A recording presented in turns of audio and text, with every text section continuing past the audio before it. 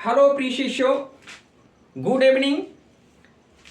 How are you? I hope you will be fine and okay. I am also fine and okay. I welcome you in SSP Academy. आज मैं बहुत ही महत्वपूर्ण topic पे चर्चा करने चल रहे हैं, फिगर्स ऑफ स्पीच, अलंकार। अलंकार इंसान की जिंदगी में बहुत ही महत्वपूर्ण रोल अदा करता है। ये प्रोज के माध्यम से, पोएट्री के माध्यम से इंसान तक पहुंचता है और इंसान को खूबसूरती प्रदान करता है। तो ये जो फिगर्स ऑफ स्पीच का जो काम होता है प्रोज और पोएट्री में, ठीक वैसा ही एक शब्द मैंने सर्च किया सन 2000 में, जब मैं सुभद्रा कुमार इंटर कॉलेज में पढ़ा रहा था। तो बच्चों को अलंकार पढ़ाते वक्त मेरे दिमाग में शब्द आया, मैंने इसको सर्च किया, शैम्पू शब्द। जिस तरह से अलंकार प्रोज और पोएट्री में आकर के ओज प्रदान करता है, रोशनी देता है, खूबसूरती देता है, ठीक उसी प्रकार से शैम्पू जब इंसान इस्तेमाल करता है तो उसके बालों को शाइनिंग देती है, रोशनी देती है, चमक देती है। तो लेट्स बिगिन। तो शैम्पू जो है, इस शैम्पू शब्द से 7 अलंकार आपके सामने रिप्रेजेंट होंगे। यस से मतलब सिमिली, जिसका मतलब उपमा। यस से मतलब क्या होता है? हाइपरबोल, जिसका मतलब अतिशयोक्ति। ए से क्या होता है? एपिस्ट्रोफी। ओके। यम से क्या होता है? मेटाफर, जिसको रूपक कहते हैं। पी से क्या होता है? पर्सोनिफिकेशन, मानवीकरण अलंकार। ओ से क्या होता है? ऑक्सिमोरॉन, विरोधाभास। ओ से क्या होता है? ओनोमेटोपोइया, ध्वनि सूचक अलंकार। तो इन अलंकारों को हम एग्जाम्पल्स के माध्यम से समझने की कोशिश करेंगे कि किस तरीके से अलंकार को आइडेंटिफाई किया जाता है। तो यहां आप देखेंगे सिमिली। पहला simile, she is as fresh as dew. अब देखिए, अब यहां पर वस्तुएं अलग अलग होनी चाहिए लेकिन क्वालिटी एक जैसा होना चाहिए। तो यहां पर आपको समझना है कि जैसे सी किसी महिला की तरफ संकेत किया है और ये आपका क्या है? ड्यू ओसिक नेचर की चीज है। तो इंसान और नेचर दोनों चीजें अलग अलग हो गई, लेकिन जहां तक क्वालिटी की बात है वो क्वालिटी दोनों की एक जैसी दिखाई गई है। जैसे सी उतनी ही फ्रेश है जितना कि ड्यू है। एक तरफ डिफरेंट थिंग क्या है? एक तरफ ड्यू है और एक तरफ सी है। अब क्वालिटी दोनों की क्या है? फ्रेश है। तो जिस तरीके से यह फ्रेश है उसी तरीके से इसको फ्रेश बताया गया है, लेकिन दोनों अलग अलग होनी चाहिए। अगर एक नारी की दूसरी नारी से सुंदरता दिखाएंगे तो वहां आपका अलंकार नहीं है। एक इंसान को दूसरे इंसान से बहादुर दिखाएंगे तो वहां आपका अलंकार नहीं है। एक इंसान को जब आप एक तरीके से शेर की तरह दिखाओगे तो वहां आपका अलंकार है, क्योंकि दोनों चीजें अलग अलग होनी चाहिए, थिंग अलग अलग होनी चाहिए, लेकिन क्वालिटी एक होना चाहिए। तो यहां उसी चीज को कहा गया है। यहां एक महिला है और एक नेचर की चीज हो गई, ड्यू ओस। तो जितना फ्रेश इस औरत को दिखाया गया है उतना ही ड्यू को। ठीक है, तो दो चीजें हो गई अलग अलग। और एज लाइक सो याद रखिएगा, एज लाइक सो सिमिली का सबसे बड़ा पहचान है। जिस वाक्य में एज लाइक सो लगा है, अलंकार पूछ रहा है, तो समझ लो क्या है? वो क्या है? सिमिली है। ओके। तो अब इसकी उपमा इस तरीके से दी गई। दूसरा क्या है? Night is as dark as black stone, यानी ये रात को बताया गया है उस काले पत्थर की तरह से। ठीक है, एक तरफ तो ये ब्लैक स्टोन और एक तरफ ये रात। काली दोनों होती है लेकिन दोनों चीजें क्या है? अलग अलग है। एक तरफ ये रात है, एक तरफ ये पत्थर है। ठीक है, तो अब इसको आप क्या करोगे? अब इन दो चीजों को क्या बताया गया है? क्वालिटी दोनों की क्या बताई गई है? डार्क। कहने का मतलब क्या है? कहने का मतलब यह है कि यहां जो नाइट है और जो ब्लैक स्टोन है, इन दोनों की जो क्वालिटी है, थिंग नाइट अलग चीज है भाई, ये स्टोन अलग चीज है, लेकिन दोनों की जो क्वालिटी बताई गई है वो डार्क बताई गई है। और एज लाइक सो यहाँ पे एज लगा है, इस वजह से क्या है? शिवली है। ओके। अब हम दूसरा समझेंगे, हाइपरबोल। हाइपरबोल वह अलंकार होता है जो किसी चीज को बहुत ही बढ़ा चढ़ा के बोला जाता है। जितना उसकी सच्चाई नहीं होती है उससे कहीं ज्यादा बढ़ा दिया जाता है। जैसे कहते हैं कि ऊंची दुकान फीकी पकवान, इस तरीके से यहां ध्यान देना है आपको। तो सी वेप्ट, वह रोई। ठीक है, ओशन ऑफ टीयर्स, इतना रोई कि आंसुओं का सागर चल पड़ा। ऐसा तो नहीं हो सकता कि किसी औरत के रोने से सागर बहने लगे, इतना आंसू गिरे। हाँ, वो कुछ रोई होगी, 150 ग्राम मान लो, वो भी बहुत ज्यादा है, ठीक है। तो यहाँ एक औरत को बढ़ा चढ़ा के दिखाया गया कि कितना रोई, इतना रोई कि ओशन चलने लगा, ओशन जैसा। तो ओशन जितना आप कहां रो पाओगे, इसका मतलब कि बहुत रोई है, यही बात है, ठीक है। तो ये बढ़ा चढ़ा के बताया गया, इस वजह से क्या है, हाइपरबोल। अब यहाँ पे Belinda smiled and all the world was gay. Belinda एक औरत का नाम है, ठीक है। अब किसी एक औरत के मुस्कुरा देने से पूरी दुनिया खुश नहीं हो जाती। अरे भाई, वहां जो प्रोग्राम में होंगे वो खुश होंगे, जो उसको देख रहे हैं वो खुश होंगे, पूरी दुनिया कहां देख रही है उसको। तो यहाँ बेलिंदा स्माइल्ड, बेलिंदा मुस्कुराई and all the world was gay, gay माने प्रसन्न। तो एक औरत के मुस्कुरा देने से पूरी दुनिया खुश नहीं हो सकती। तो ये भी बात आपको क्या किया गया, बढ़ा चढ़ा के बताया गया है। तो ऐसी कोई चीज बहुत ही बढ़ा चढ़ा के बताई जाती है सच्चाई से, तो उसे हम हाइपरबोल कहते हैं। ओके, इसके बाद तीसरा है एपोस्ट्रोफी, संबोधन। किसी को संबोधन करते हो, लेकिन यहां संबोधन लाइफलेस चीज को करना है, जो एक तरह से लाइफलेस फीलिंग्स होगी, भावनाएं होंगी, उसको इंडिकेट भी करते हैं यहाँ पे। तो ये संबोधन अलंकार जो है, ये किसी निर्जीव तथ्य या भाव को संबोधित करता है। ओ डेथ, कैसे संबोधित कर, ओ डेथ, ऐ मृत्यु, कम सुन आजा। क्या मृत्यु बुलाने से आती है क्या? नहीं ना। तो नहीं, तो इसका मतलब यह है कि ये एक तरह से एक निर्जीव फैक्टर भाव को क्या किया गया है, कॉल किया गया है। तो इस वजह से एक कौन सा अलंकार है, संबोधन। और इसकी सबसे बड़ी एक पहचान और भी होती है कि इसमें ये आपका जो स्केलेटरी मार्क है वो लगा रहता है, ठीक है। जैसे आपका सिमिली में एज लाइक सो लगा है, तो आप समझ जाओ कि वो सिमिली है।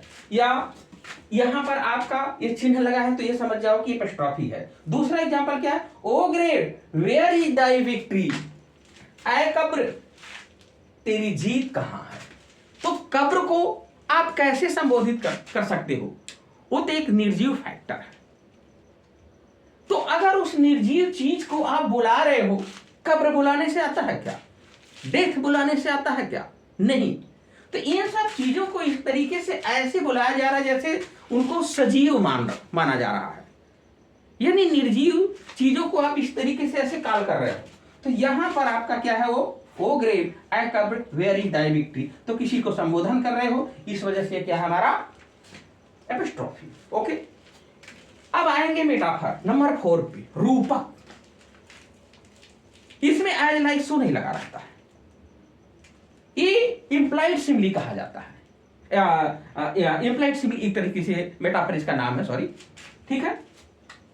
तो अब यहां पर आपका मेटाफर, जो यहां पर आपको ध्यान देना है एक चीज को, कि बहुत ही महत्वपूर्ण बात आपको ध्यान देना है कि यहां एक तरीके से रूप ही बताया जाएगा किसी चीज का। अब जैसे जिंदगी का रूप कैसे बताया गया, एक सपने की तरह, एज लाइक सो नहीं लगा रहेगा। इसमें भी दो एक तरीके से थिंग होगी, एक तरीके से ये लाइफ है, एक तरीके से ड्रीम है, लेकिन एज लाइक सो नहीं रहेगा इसमें। तो जिंदगी का रूप कैसा दिया गया, सपने की तरह से, जिंदगी को एक सपने की तरह से बताया गया। ओके, अब यहां पे दूसरा क्या है, Kalidas is the Shakespeare of India. Kalidas को भारत का शेक्सपियर माना जाता है। क्या माना जाता है, कालिदास को भारत का शेक्सपियर माना जाता है। तो ये जो कालिदास है, इस कालिदास का रूप कैसा बता दिया गया, भारत, ये शेक्सपियर। शेक्सपियर कौन थे भाई? Shakespeare was one of the greatest dramatist of the world. He wrote 37 drama and 154 poems. He was very genius. Okay, तो Kalidas is the Shakespeare of India. अभी कालिदास का रूप ये शेक्सपियर जैसा बताया गया, भारत का शेक्सपियर एक तरीके से कह दिया गया। तो अभी कहने का मतलब यह है कि, और एक चीज और ध्यान रखना, किसी नाम के पहले जब द लग जाता है, किसी प्रॉपर नाउन के पहले द नहीं लगता है। अगर किसी नाम के पहले द लग गया तो प्रॉपर नाउन नहीं रहा, वो कॉमन नाउन है। तो यहाँ पे शेक्सपियर अब कॉमन नाउन हो गया, ठीक है। बहुत ज्यादा इसके लिए परेशान मत होइएगा कि किसी के नाम से पहले विलियम शेक्सपियर पूरा नाम था इसका, ठीक है। तो कालिदास जिस तरीके से ड्रामा की दुनिया में, अंग्रेजी साहित्य में जो रोल अदा किया शेक्सपियर ने, उसी तरह से संस्कृत में नाटक में रोल अदा किया कालिदास ने। ठीक है, तो इस कालिदास को आपको ये भारत का शेक्सपियर बता दिया गया। तो ये आपको ध्यान देना कि इन एक्सरसाइज से आप समझने की कोशिश करो कि शैम्पू में जो आए हुए अलंकार हैं उसको हम कैसे आइडेंटिफाई करते हैं। ओके, अब नेक्स्ट पर हम चलेंगे, अगला देखेंगे। हाँ, तो प्यारे बच्चों अब हम समझेंगे 5वां नंबर।